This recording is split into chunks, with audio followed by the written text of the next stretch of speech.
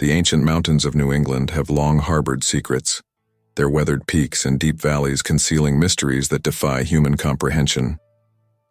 Among these enigmatic landmarks, none is more feared or misunderstood than the cave system known locally as the Echoing Cavern.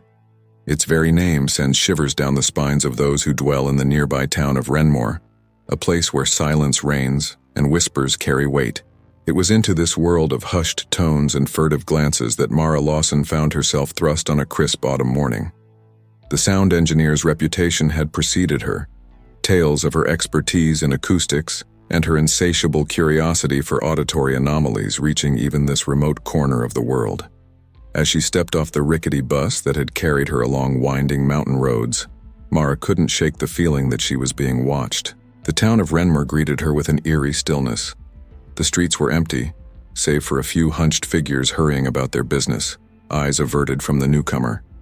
Mara's footsteps echoed unnaturally loud on the cracked sidewalk, each step seeming to reverberate far longer than it should. She found herself unconsciously lightening her tread, as if afraid to disturb the unnatural quiet that blanketed the town. The Wrenmoor Inn, a dilapidated structure that had seen better days, loomed before her. Its weathered sign creaked in the gentle breeze, the sound seeming to carry for miles in the stillness. As Mara approached, the door swung open, revealing a wizened old man with eyes that seemed to peer into her very soul.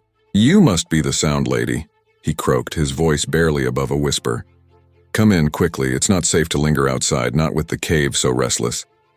Mara hesitated, her scientific mind rebelling against the old man's cryptic words.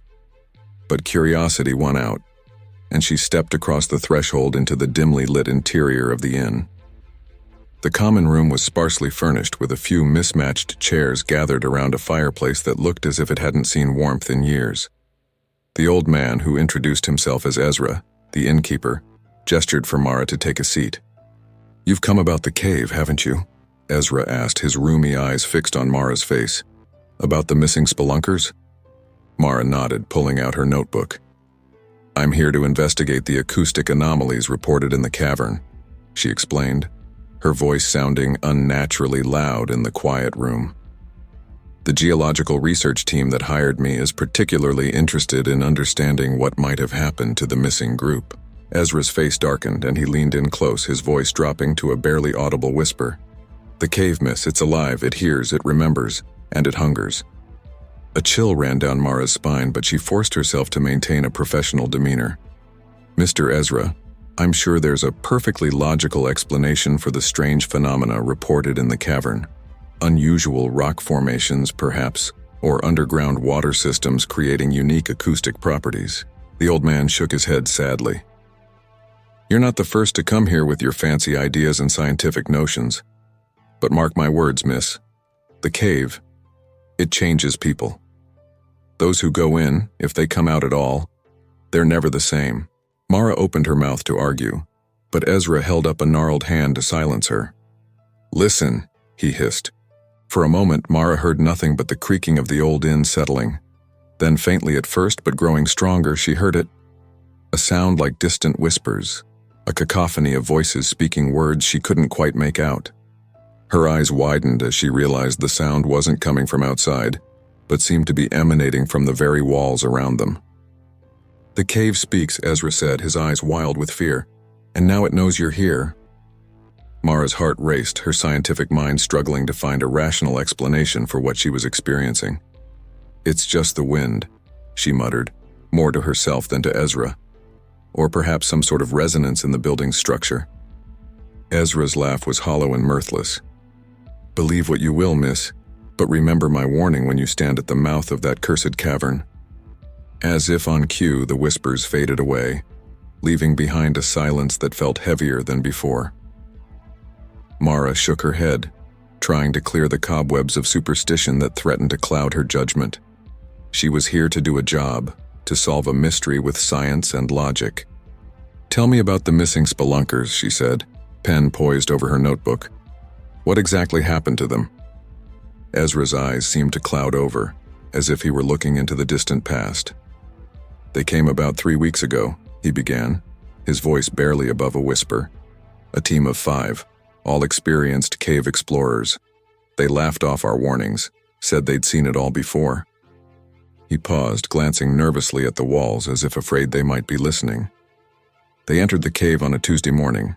We heard their screams that night. Mara leaned forward, her professional curiosity piqued. Screams? From inside the cave? How is that possible if they were deep underground? The old man shrugged. The cave echoes, miss. It carries sounds in ways that don't make sense. Sometimes you hear things from deep inside as clear as if they were right next to you. Other times your own voice comes back to you changed, twisted. And after the screams, Mara prompted. Silence, Ezra replied. For 2 days, nothing. Then the radio crackled to life. The things they said. He trailed off, shuddering at the memory. Mara's pen flew across the page as she took notes. What did they say, Mr. Ezra? It's important I know everything. The innkeeper closed his eyes as if trying to shut out the memory. They spoke of voices in the darkness, of seeing things that couldn't be real. One of them, the leader, I think, he kept repeating, "It knows us. It knows everything." Over and over, until his voice just faded away. A chill ran down Mara's spine, but she forced herself to remain objective. And no one has seen or heard from them since? Ezra shook his head. A rescue team went in after them, found their gear abandoned deep in the cave, but no sign of the spelunkers themselves. The rescue team, they came back changed. Wouldn't speak of what they saw down there. One by one, they all left town. Can't say I blame them. Mara sat back, her mind racing with possibilities. The rational part of her brain insisted there must be a logical explanation. Hallucinogenic gases, perhaps, or some sort of mass hysteria. But a smaller, more primal part of her psyche whispered that there might be more to this cave than she was prepared to face. I need to see the cave for myself, she said finally, closing her notebook with a snap.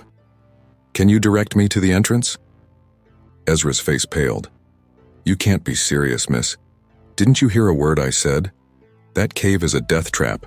It's not just the risk of getting lost or hurt. It's what it does to your mind. Mara stood, gathering her equipment. I appreciate your concern, Mr. Ezra, but I'm a professional.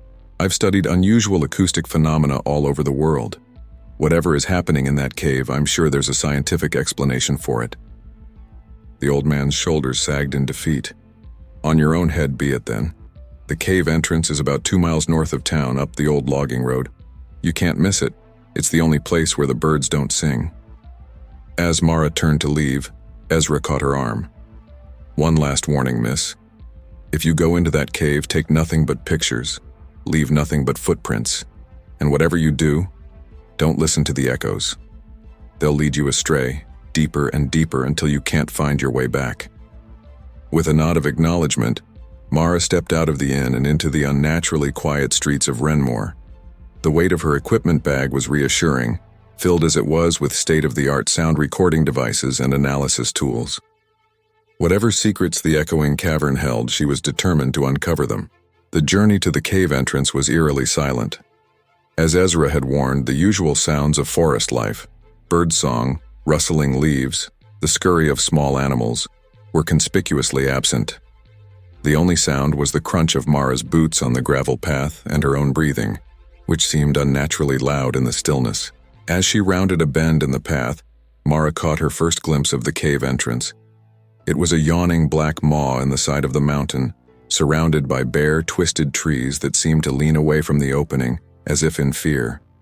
The air around the entrance was noticeably cooler, and Mara could feel a faint vibration in the ground beneath her feet.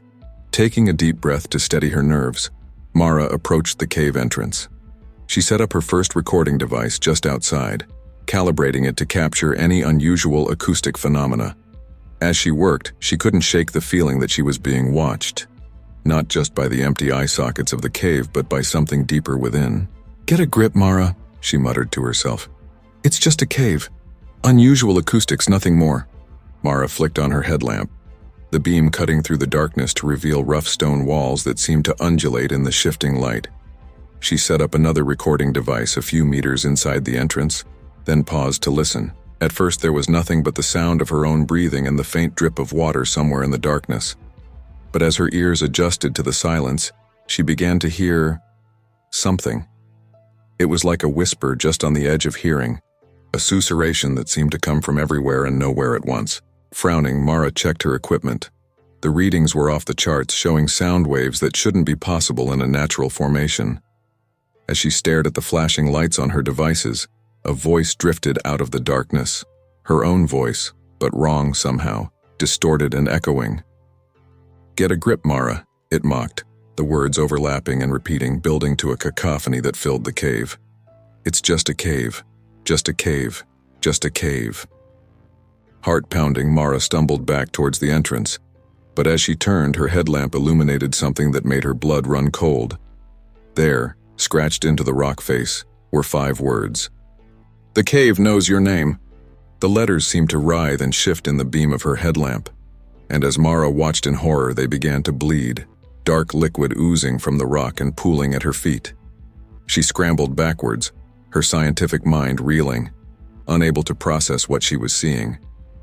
As she burst out of the cave entrance, gasping for air, the whispers followed her.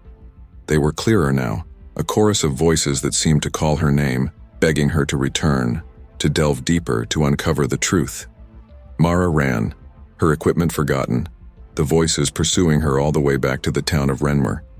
It was only when she collapsed, panting on the steps of the inn, that the whispers finally faded, leaving behind a silence that was somehow even more terrifying. As Ezra helped her to her feet, his eyes filled with a mixture of pity and fear, Mara realized that she had grossly underestimated what she was dealing with. The Echoing Cavern was more than just an acoustic anomaly. It was something alive, something hungry, and it had tasted her fear. She knew, with a certainty that chilled her to her core, that this was only the beginning. The cave had called to her, and despite the terror that now coursed through her veins, she knew she would have to answer. For in that brief encounter, she had glimpsed something beyond the realm of science, something that defied explanation. The Echoing Cavern held secrets, and Mara Lawson was now irrevocably bound to uncover them, no matter the cost to her sanity or her soul. As night fell over Wrenmoor, Mara huddled in her room at the inn, the events of the day replaying in her mind. The whispers from the cave seemed to have followed her, echoing in the creaks and groans of the old building. Sleep, when it finally came, was fitful and filled with dreams of endless dark tunnels and voices that called her name from the shadows. She awoke with a start in the pre-dawn hours, her heart racing, the remnants of a nightmare clinging to her like cobwebs. In her dream, she had been deep in the cavern, surrounded by a choir of voices that spoke with the tongues of the long dead. They had shown her visions of cosmic horror, of realities beyond human comprehension, and of a hunger that could never be sated. As Mara sat up in bed trying to shake off the lingering terror of her dream, she realized with a start that she was humming a tune she had never heard before. The melody was haunting, otherworldly, and try as she might, she couldn't get it out of her head. With trembling hands, she reached for her phone and hit record, capturing the eerie tune. As she played it back, her blood ran cold. Beneath her humming, barely audible but unmistakably there, were other voices, whispering words in a language she didn't understand. The cave had marked her, claimed her in some fundamental way, and Mara knew, with a certainty that terrified her, that she would have to return. The Echoing Cavern had secrets to reveal, horrors to unleash, and it had chosen her as its unwilling messenger to the world above. As the first light of dawn crept over the horizon, Mara began to plan her return to the cave. This time she would be prepared. This time she would uncover the truth, no matter the cost. The echoes were calling, and Mara Lawson had no choice but to answer. The pale light of dawn found Mara Lawson hunched over her laptop in the dingy room of the Wrenmoor Inn, her eyes bloodshot from lack of sleep. The eerie melody she had hummed in the night played on repeat through her headphones, each iteration revealing new layers of otherworldly whispers buried within the audio. She had spent hours analyzing the recording, applying every trick and technique she knew to isolate and decipher the mysterious voices. But the more she listened, the less sense it made. The whispers seemed to shift and change with each playback, as if actively resisting her attempts to understand them. A knock at the door startled her from her reverie. It was Ezra, the innkeeper, his weathered face etched with concern. "You're going back, aren't you?" he asked, his voice barely above a whisper. Mara nodded, unable to meet his gaze. "I have to. What I experienced yesterday, it defies everything I know about acoustics, about physics itself. I need answers." Ezra sighed, a sound filled with resignation and fear. "Then you'll be wanting this," he said, holding out a small, leather-bound book. "It belonged to my grandfather. He was, let's say, intimately acquainted with the cave's mysteries." Mara took the book with trembling hands. Its cover was worn smooth with age, and strange symbols were etched into the leather. As she opened it, a musty odor filled the air, carrying with it the faint echo of whispers. "Thank you," she murmured, already leafing through the yellowed pages filled with cramped handwriting and bizarre diagrams. "Don't thank me," Ezra replied grimly. "That book has brought nothing but sorrow to my family. But maybe you'll be the one to finally unravel its secrets and put an end to the cave's hunger." With that cryptic statement, he turned and shuffled away, leaving Mara alone with the weight of unspoken expectations pressing down upon her. The morning passed in a blur of preparation. Mara checked and rechecked her equipment, making sure every battery was charged, every sensor calibrated.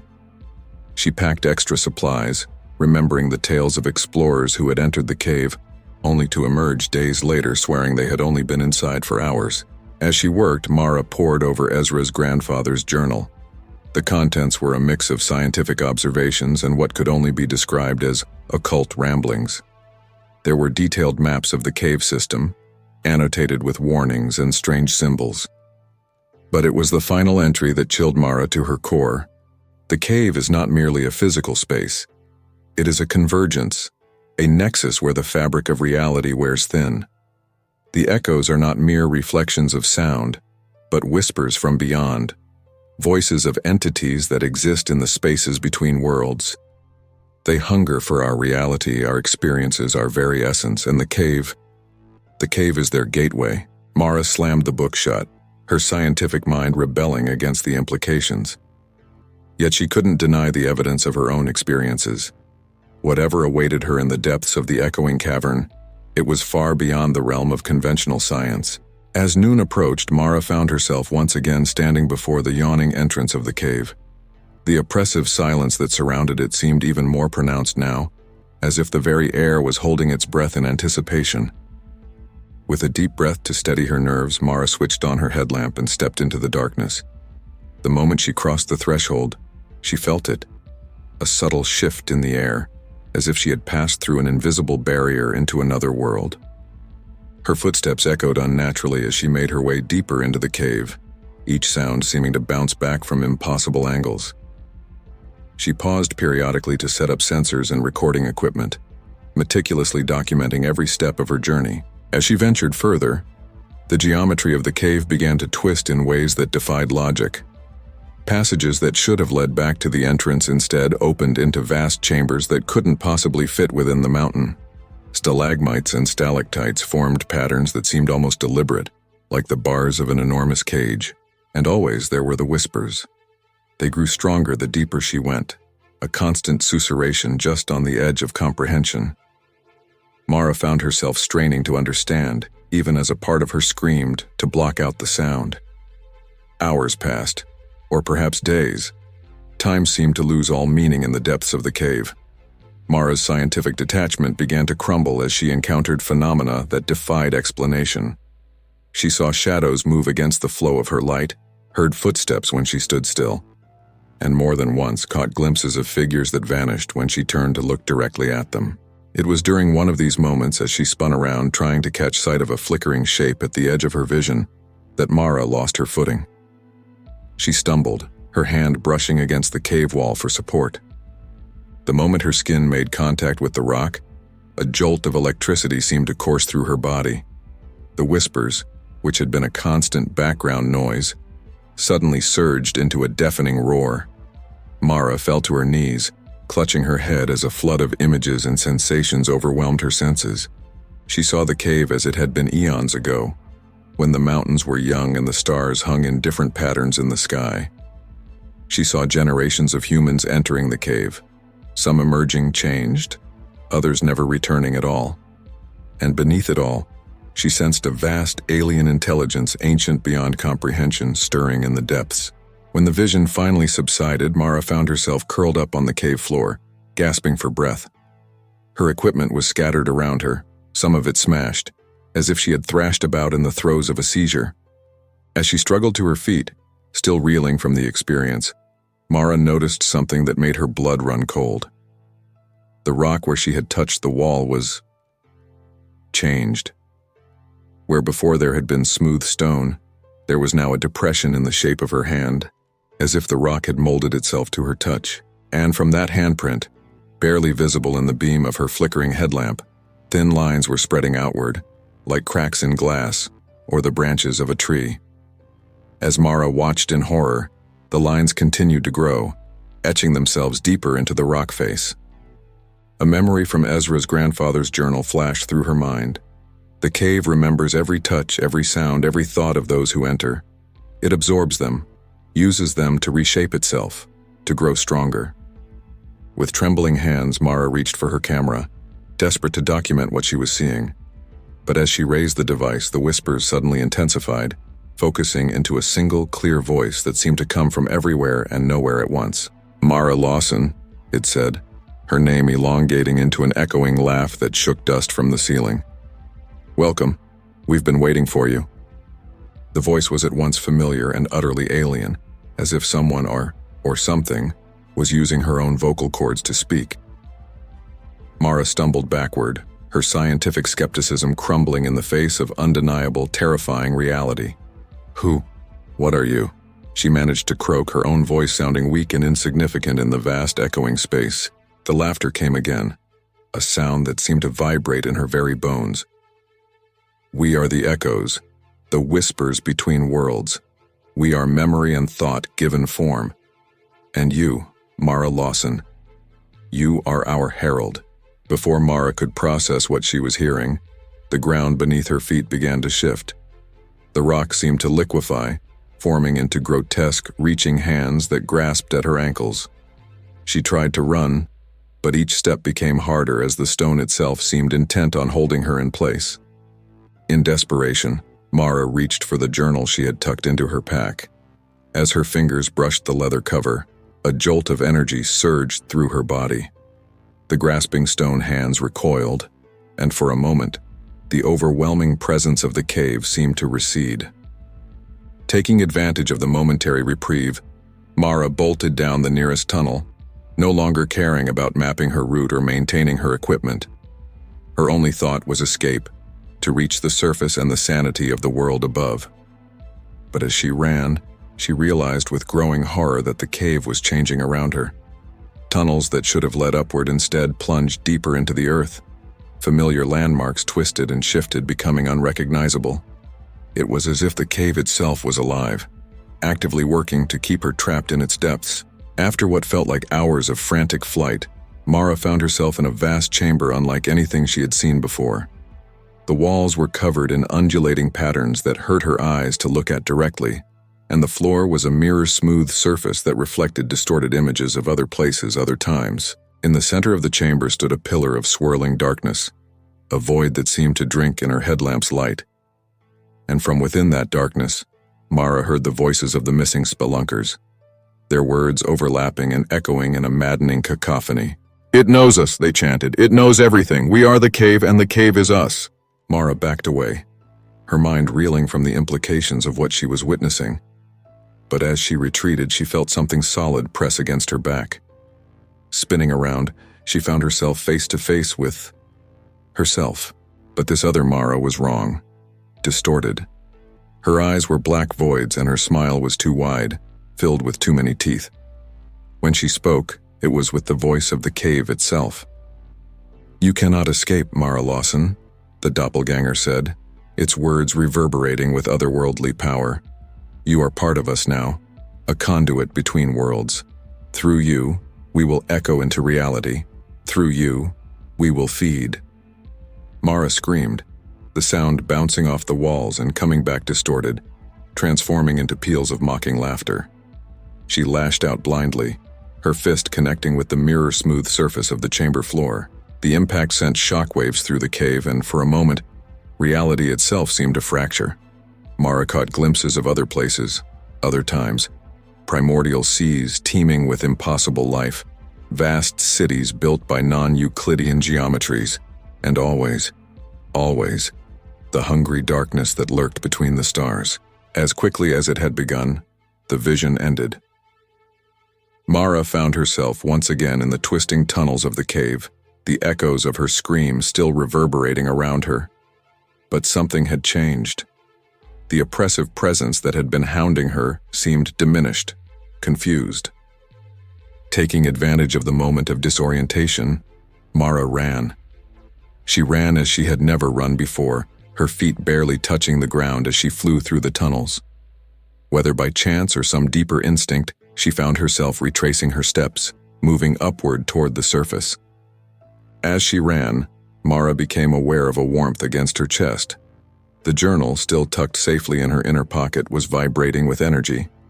She realized with a start that it was somehow guiding her, counteracting the cave's attempts to mislead her. Finally, after what felt like an eternity of desperate flight, Mara burst out of the cave entrance and into the fading light of dusk. She collapsed on the ground, gulping in great lungfuls of fresh air, her body shaking with exhaustion and residual terror. But even as relief flooded through her, Mara knew that her ordeal was far from over. The cave had marked her, changed her in ways she was only beginning to understand. And the voices, though muted now, still whispered at the edges of her consciousness.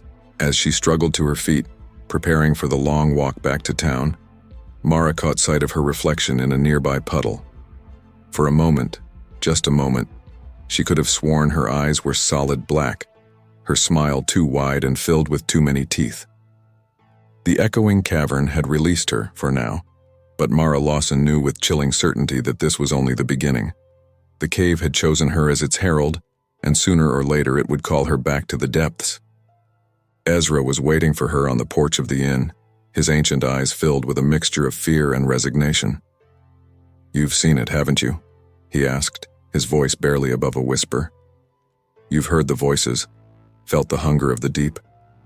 Mara nodded, unable to find words to describe the horrors she had witnessed. As she sank into a chair, her body aching from her ordeal, she realized that she was humming again. That same eerie, otherworldly melody that had haunted her dreams. But this time, she understood the words that lay beneath the tune. They spoke of vast, cosmic entities that slumbered in the spaces between realities, of hunger that could never be sated, and of a coming convergence that would tear down the walls between worlds. As the melody died away, Mara looked up at Ezra, her eyes filled with a terrible knowledge. "What do we do now?" she asked, her voice hoarse from screaming. The old man sighed, seeming to age years in that single moment. "We prepare," he said simply. "For the cave has chosen its herald, and the echoes of what's to come are already spreading. May whatever God still listen have mercy on us all." As if in response to his words, a distant rumble shook the ground, the mountain shifting in its sleep, or perhaps something far more sinister stirring in the depths of the Echoing Cavern. The battle for reality itself had only just begun, and Mara Lawson, willing or not, would be at its center. The days following Mara's harrowing escape from the Echoing Cavern passed in a blur of feverish research and increasingly disturbing revelations. The quiet town of Wrenmoor, once merely eerie, now seemed to pulse with an underlying malevolence. Shadows lingered too long, whispers echoed in empty rooms, and the very air felt thick with anticipation. Mara spent her waking hours poring over Ezra's grandfather's journal, deciphering its cryptic entries and cross-referencing them with her own experiences. The book, once filled with incomprehensible ramblings, now read like a roadmap to cosmic horror. Each page revealed new terrors, hinting at realities beyond human comprehension and entities that hungered for our world. But it was the dreams that truly terrified her. Each night, Mara found herself back in the twisting tunnels of the cave, pursued by shadows with too many eyes and voices that spoke in languages never meant for human tongues. She would wake, drenched in sweat, the eerie melody that had haunted her since her first encounter with the cave still lingering on her lips. On the third night, the dream changed. Instead of fleeing through the cave, Mara found herself standing before a vast obsidian door deep within the mountain. Intricate symbols, pulsing with an otherworldly light, covered its surface. As she watched, unable to move, unable to look away, the symbols began to shift and rearrange themselves. A voice, at once familiar and utterly alien, whispered in her mind, "The key is in your blood, Herald, open the way." Mara woke with a start, her heart pounding. As her eyes adjusted to the pre-dawn gloom, she realized with growing horror that she wasn't in her room at the inn. Somehow, in her sleep, she had walked to the entrance of the Echoing Cavern. The yawning maw of the cave loomed before her, a promise and a threat. As she stumbled backward, her foot caught on something half buried in the ground. Bending down, Mara unearthed a small, intricately carved stone tablet. The symbols etched into its surface matched those from her dream, and as she touched it, she felt a jolt of recognition. This was a key of sorts, but not one meant for any earthly lock. "I see it's called to you again," came Ezra's voice from behind her, making Mara jump. The old innkeeper looked even more haggard than usual, his eyes sunken and haunted. "It's time you learned the full truth, child, about the cave, about Wrenmoor, and about your role in what's to come." Over the next hours, as the sun slowly climbed into the sky, Ezra revealed a history so terrifying, so utterly alien to everything Mara had believed about the world, that she found herself longing for the relative simplicity of her previous fears. Wrenmoor, Ezra explained, had been founded centuries ago by a cult that worshipped entities they called the Echoes, vast, incomprehensible beings that existed in the spaces between realities. The Echoing Cavern was a nexus, a weak point in the fabric of our world where the Echoes could exert their influence. Every few generations, Ezra continued, his voice heavy with the weight of terrible knowledge, the Echoes choose a herald, someone to act as a conduit between their realm and ours. The herald's task is to open the way, to allow the Echoes to fully enter our reality. Mara's blood ran cold as the implications sank in. "And I'm the new herald?" she whispered, her voice trembling. Ezra nodded grimly. "The cave has marked you, child, but being chosen doesn't mean you have to fulfill their wishes. My grandfather was a herald too, you see. He found a way to resist, to keep the door closed. That's why I gave you his journal." As if on cue, the leather-bound book began to vibrate in Mara's pocket. When she pulled it out, she saw that new words were appearing on its pages, written in a hand she now recognized as Ezra's grandfather's. "The convergence approaches. The herald must choose. Open the way or seal it forever, but beware, the price of defiance is high." Before Mara could process this new information, a low rumble shook the ground. From deep within the cave came a sound like the grinding of massive gears, accompanied by a chorus of otherworldly whispers that seemed to penetrate directly into her mind. "It's starting," Ezra said, his face pale with fear. "The alignment is nearly complete. You must make your choice, Herald." Clutching the stone tablet in one hand and the journal in the other, Mara felt torn between two impossible choices. Part of her, the part that had been touched by the cave's alien presence, yearned to open the way, to see what lay beyond the boundaries of known reality. But another part, the part that clung to her humanity, recoiled at the thought of unleashing such horrors upon the world. As if sensing her indecision, the whispers from the cave grew louder, more insistent.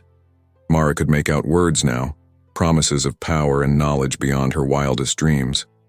All she had to do was step into the cave, use the tablet to open the obsidian door, and let the Echoes through. But mixed with the seductive whispers were other sounds, screams of terror, pleas for mercy, the maddened babbling of minds broken by cosmic truths. Mara realized with a start that these were the voices of previous heralds, of all those who had fallen victim to the cave's hunger over the centuries. The ground shook more violently, and in the distance Mara could see dark clouds gathering over the mountain, swirling in patterns that hurt her eyes to look at directly. The air crackled with eldritch energy, and she could feel reality itself starting to fray at the edges. "You must decide now," Ezra shouted over the growing cacophony. "Open the way or seal it shut, but do it quickly." In that moment of crisis, with the fate of the world hanging in the balance, Mara Lawson made her choice. She thought of the terrified voices she had heard in the cave, of the missing spelunkers, of all those who had fallen victim to the echo's hunger.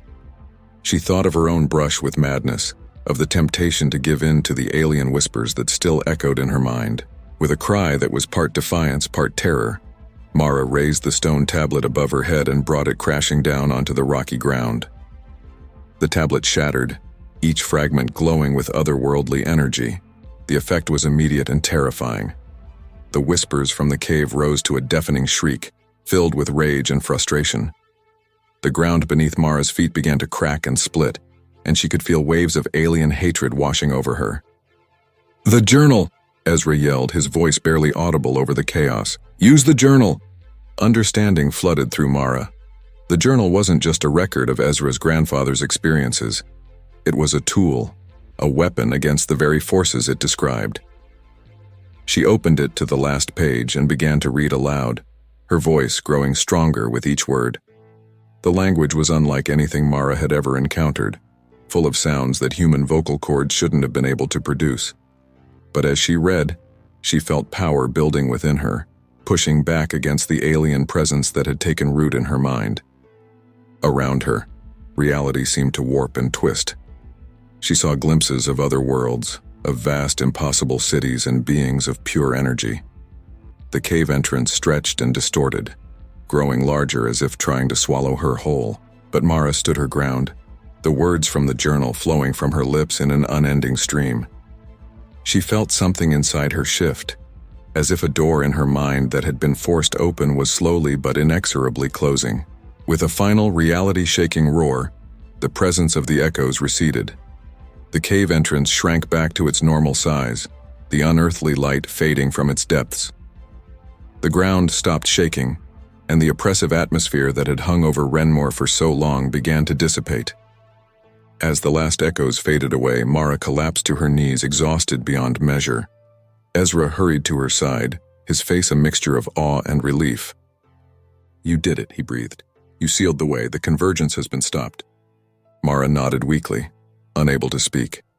She could feel changes within herself. The alien presence was gone, but so too was something else.